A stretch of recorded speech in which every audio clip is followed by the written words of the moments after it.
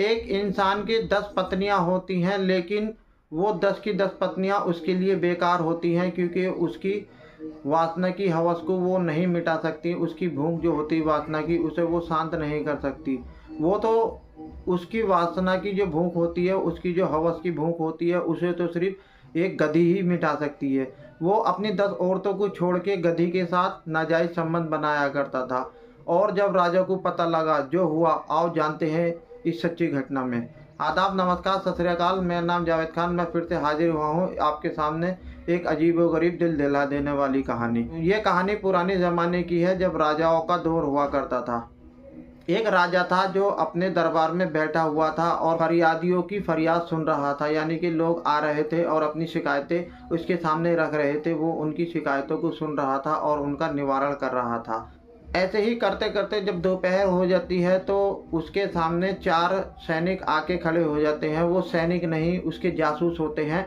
जब वो चारों आके खड़े होते हैं तो राजा उनकी तरफ देख के मुस्कुराता है और उन्हें इशारा करता है। वो चारों जासूस वहाँ से चले जाते हैं और एक प्राइवेट कमरे यानी कि एकांत कमरे में जाके बैठ जाते हैं। राजा अपना दरबार ख़त्म करके सबकी शिकायतें सुन के वो भी उस कमरे में जाके बैठ जाता है और उनसे पूछता है कि क्या खबर है। वो जो चारों जासूस थे वो ऐसे जासूस थे, यानी कि वो जो राजा था उसने उन जासूसों को अपनी राज्य में भेजा हुआ था कि तुम आम आदमी बन के, यानी कि कोई फ़कीर का भेष बन के, कोई कुछ बन के, कोई कुछ बन के, यानी कि आम आदमी बन के मेरे राज्य में घूमो। अगर कोई परेशानी हो, कोई शिकायत हो, या कोई बागी हो, या कोई दूसरा राजा मेरे राज्य पर हमला कर रहा हो, इन सब की जानकारी मुझे दिया करो। तो वो जो चारों जासूस थे वो राजा के लिए काम करते थे। बस्तियों में, गांव में, शहरों में घूम के राजा के बारे में पता किया करते थे। कोई इंसान राजा से नाराज़ तो नहीं है, कोई इंसान राजा के खिलाफ तो नहीं बात कर रहा, कोई इंसान परेशान तो नहीं है। वो जासूसी किया करते थे राजा के लिए। जब एक एक करके वो अपनी सारी शिकायतें कर देते हैं और 3 लोग अपनी शिकायतें बता के बाहर निकल जाते हैं। जब चौथे जासूस की बारी आती है तो राजा कहता है, तुम क्या खबर लाए हो, तुम अपनी खबर बताओ। जो चौथा और आखिरी जासूस होता है वो कहता है कि राजा साहब, मैं बहुत ज़्यादा टेंशन में हूँ, बहुत ज़्यादा उदास हूँ। खबर ऐसी है जिसे सुन के आप भी परेशान हो जाओगे और दहल जाओगे। मैं किस मुँह से ये बात बताऊँ। मैंने देखा ही कुछ ऐसा नज़ारा है जो मैं अपनी मुँह से नहीं बता सकता। मुझे डर लग रहा है कि भगवान इस धरती को ना फाड़ दे और हम सब उसमें ना समा जाएं। राजा कहता है कि ऐसी क्या बात है, ऐसा कौन सा गुनाह तुमने होते हुए देख लिया, तुम क्यों इतनी पहेलियां बुझा रहे हो, जो साफ साफ बात है वो मुझे बताओ। तब वो जासूस बताता है, मैं एक गली से गुजरा तो उस गली में एक घर से औरतों की चीखने चिल्लाने की आवाज़ आ रही थी। जैसे कई सारी औरतें चीख रही हैं, चिल्ला रही हैं, किसी से कुछ कह रही हैं, यानी कि फरियाद कर रही हैं। मैंने सोचा ये क्या माजरा है, एक साथ इतनी औरतें क्यों बोल रही हैं, क्या वाकया है, क्या माजरा है। ये जानने के लिए मैं घर के गेट पे गया तो मैंने देखा घर का गेट बंद है। मैंने घर का गेट खटखटाया भी, लेकिन कोई भी गेट पे नहीं आया, किसी ने भी गेट नहीं खोला। फिर मैंने उसकी घर की दीवार फलांग के अंदर घुस गया और मैं छुप के देखने लगा कि अंदर क्या माजरा है। तो मैंने देखा कि घर के आंगन में 10 औरतें लाइन से खड़ी हैं और वो रो रही हैं। एक इंसान नंगे हालत में है और गधी के साथ संभोग कर रहा है, यानी कि संबंध बना रहा है। वो जो 10 औरतें हैं वो उससे कह रही हैं कि ये तुम जो कर रहे हो ये अच्छा नहीं कर रहे, गलत कर रहे हो, ये मत करो, ये बहुत गलत काम कर रहे हो, तुम्हें ऐसा नहीं करना चाहिए, तुम इंसान हो, ये जानवर, तुम ये मत सब करो। ये सब कह रही थी। राजा साहब, ये नज़ारा देख के मैं सन्न रह गया और घबराने लगा कि ये जुल्म देखते हुए भगवान को गुस्सा ना आ जाए और भगवान इस धरती को ही ना ख़त्म कर दे। ना जाने वो औरतें उस आदमी की कौन थी और वो क्यों मना कर रही थी और वो गधी के साथ ऐसा क्यों कर रहा था, ये तो मैंने नहीं पूछा। बस मुझे गुस्सा इतना आ रहा था कि मैं अपनी तलवार निकालूं और उस शख्स की, यानी कि उस आदमी की गर्दन काट दूं। लेकिन मैंने ऐसा नहीं किया क्योंकि मैं पहले आपको बताना चाहता था। राजा कहता है कि तुमने अच्छा किया, ठीक किया जो तुमने उसे सज़ा नहीं दी और तुमने ये बात मुझसे आके बता दी। ये बात सुन के तो मैं भी टेंशन में आ गया हूँ। जाओ तुम अब आराम करो, मैं इसके बारे में कुछ सोचता हूँ। राजा अपने कमरे में टहलने लगता है और सोचने लगता है कि एक इंसान जानवर के साथ कैसे संभोग कर सकता है, कैसे संबंध बना सकता है। वो ये सोच के बहुत परेशान होने लगता है और टेंशन में आ जाता है और कहता है कि इस आदमी का पता लगाया जाए, ये जानवर के साथ क्यों कर रहा है और ये औरतें कौन थी। फिर वो उस जासूस को वापस बुलाता है और उससे कहता है तुम उस इंसान के मोहल्ले में जाओ जो गधी के साथ संबंध बना रहा था, और उसके मोहल्ले में जाके ये पता करना कि इसके घर में 10 औरतें कौन हैं और वो इंसान कौन है, उसके बारे में पूरी जानकारी लेके आओ।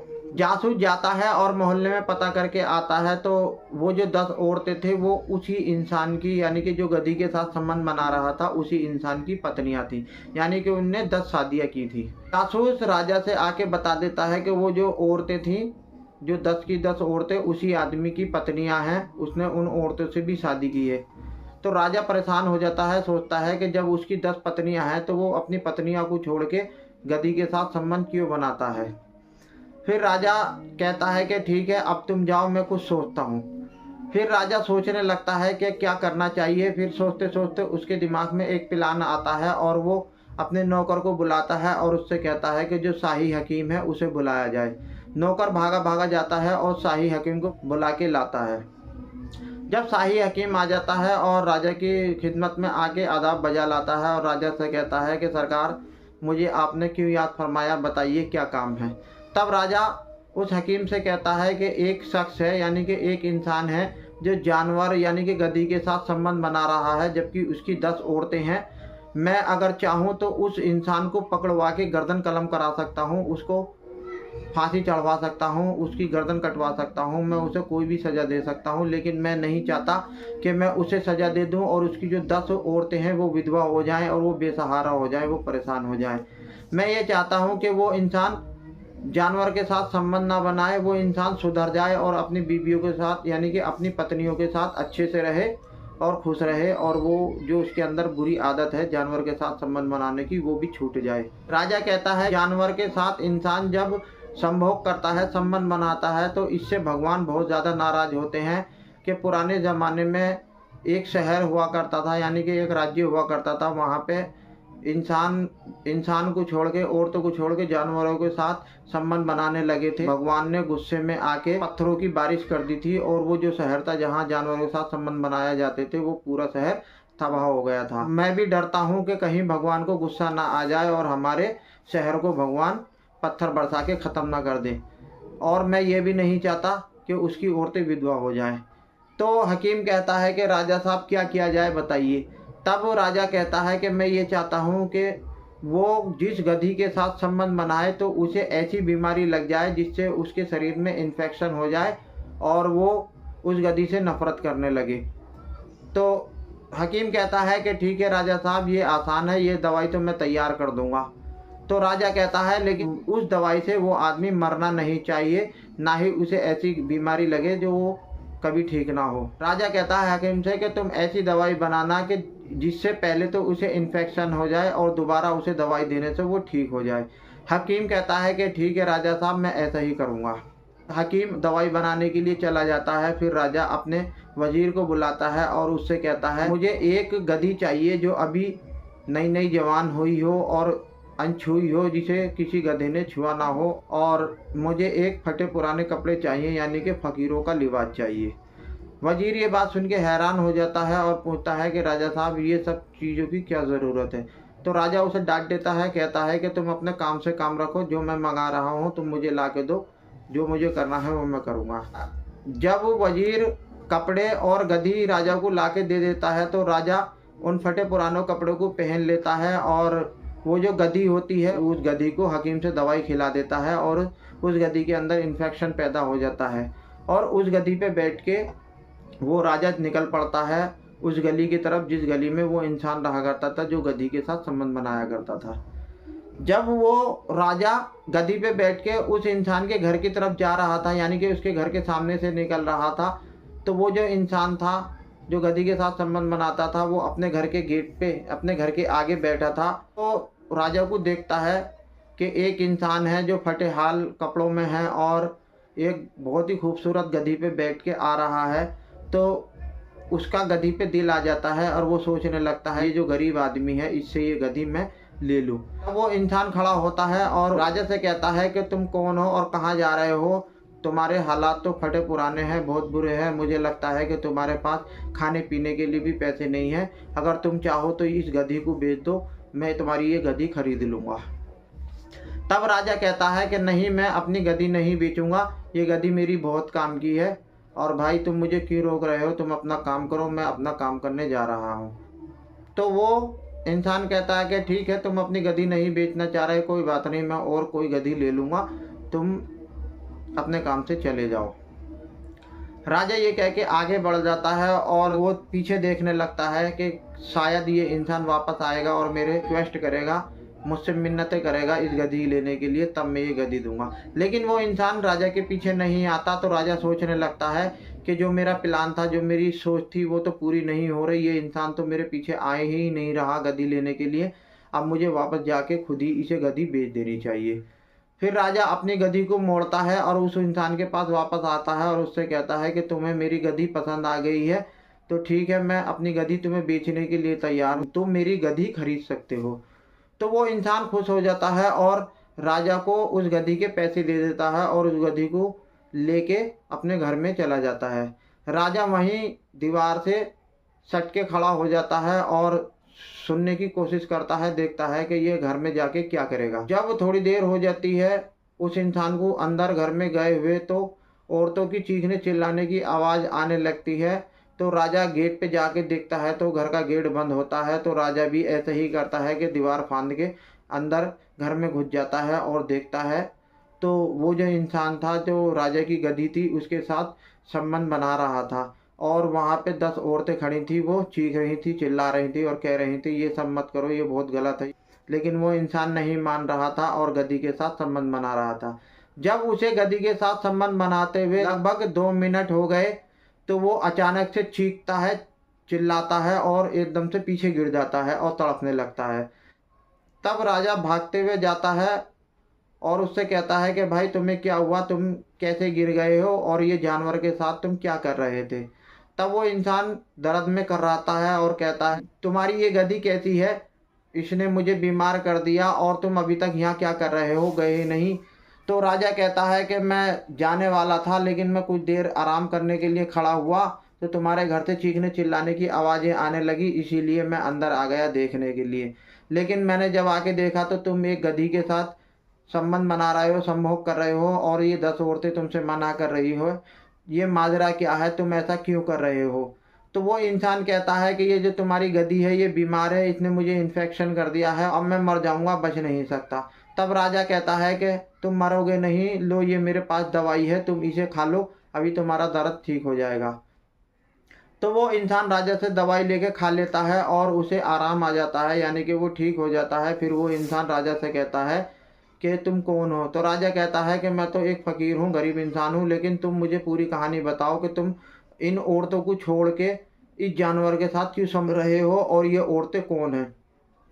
तब वो इंसान कहता है कि ये जो औरतें हैं ये 10 की 10 मेरी पत्नियां हैं और ये जो गधी है मैं इसके साथ मुझे संबंध बनाना बहुत अच्छा लगता है। तो राजा कहता है कि मुझे पूरी बात बताओ कि तुम औरतों को छोड़ के इसके साथ संबंध क्यों बना रहे हो? तब वो कहता है कि जब मैं कुंवारा था, मेरी शादी नहीं हुई थी, एक बार मैं जंगल में जा रहा था तो मुझे वहाँ एक गधी नज़र आ गई और मेरे अंदर जवानी कूट कूट के भरी थी। मैं जवान था तो मेरा गधी पे दिल आ गया और मैंने गधी के साथ संबंध बना लिए। वहाँ जब मैंने गधी के साथ संबंध बनाए मुझे बहुत अच्छा लगा। फिर एक दो बार मैंने और गधी के साथ संबंध बनाए, लेकिन संबंध बनाने के बाद मुझे बहुत बुरा लगता था और मैं सोचता था कि ये गलत मैं कर रहा हूँ जानवर के साथ, भगवान इससे नाराज़ हो जाएगा। इसलिए फिर मैंने अपने घर वालों से कहा कि मेरी शादी करा दो। तो मेरे घर वालों ने मेरी शादी करा दी। जब मेरी पहली पत्नी घर में आई तो मैंने उसके साथ संबंध बनाए तो मुझे बिल्कुल भी अच्छा नहीं लगा। मुझे महसूस हुआ कि इस पत्नी के साथ इतना अच्छा नहीं लग रहा जितने गधी के साथ लग रहा था। फिर मैंने सोचा कि एक पत्नी से कुछ नहीं होगा, दूसरी पत्नी मैंने की तो उससे भी मुझे मज़ा नहीं आया। ऐसे ही करते हुए मैंने 10 पत्नियों के साथ शादी की और संबंध बनाए, लेकिन मुझे किसी के भी साथ अच्छा नहीं लगता। मुझे तो सिर्फ गधी के ही साथ अच्छा लगता है, क्योंकि पहली बार मैंने गधी के ही साथ संबंध बनाए थे, इसीलिए मुझे गधी ज़्यादा पसंद है, उसी के साथ संबंध बनाना ज़्यादा अच्छा लगता है। तब राजा उससे कहता है कि ये काम तुम बहुत गलत कर रहे हो। देखो, जानवर जानवर के लिए बना है, इंसान इंसान के लिए बना है। आज तुमने देखा कि इस गधी के अंदर इन्फेक्शन था, तुमने इसके साथ संबंध बनाया तो तुम्हारे अंदर भी इन्फेक्शन हो गया। आज मैं यहाँ पे मौजूद था और मेरे पास दवाई थी तो मैंने तुम्हें दवाई दे दी तो तुम्हारी जान बच गई। अगर मैं नहीं होता तो तुम मर जाते। ऐसे ही तुम किसी ना किसी दिन किसी जानवर के साथ संबंध बनाओगे और उसे इन्फेक्शन होगा और तुम्हें दवाई नहीं मिलेगी तो तुम मर जाओगे। ये काम मत करो, ये बहुत बुरा काम है।